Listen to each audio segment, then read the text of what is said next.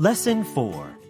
Bando, the most authentic Taiwanese eating experience. Taking part in a student exchange program has really opened my eyes to the cultural differences between Taiwan and my home country. One of the highlights of my trip was when my host family invited me to a friend's wedding banquet in Kaohsiung. When I arrived at the banquet, I saw people sitting at large round tables in a place I was not expecting at all. Back in the US, banquets are usually held in large dining halls. This one, however, was taking place right out on the street. A large tent had been put up to shelter the cheerful guests from the fierce sun.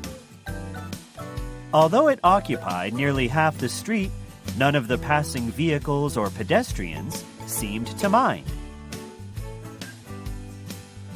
At one end of the temporary tent, I could see cooks and assistants working hard and preparing large plates of delicious-looking food. I was curious about this custom of open-air banquets, so I asked my host parents how it had first come about.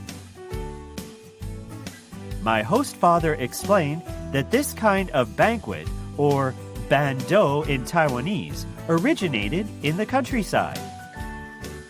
In the old days, when people wanted to celebrate an event, everyone in the neighborhood would work together to arrange a bando. The host would prepare all the ingredients for the meal,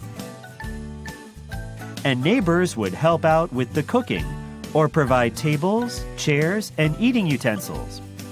The bando back then was all about enjoying a sense of togetherness. My host mother added that at the end of the banquet, guests would pack up the leftovers to take home. Since it was usually late in the evening when they finally left, the host would hand out torches to help them light their way home.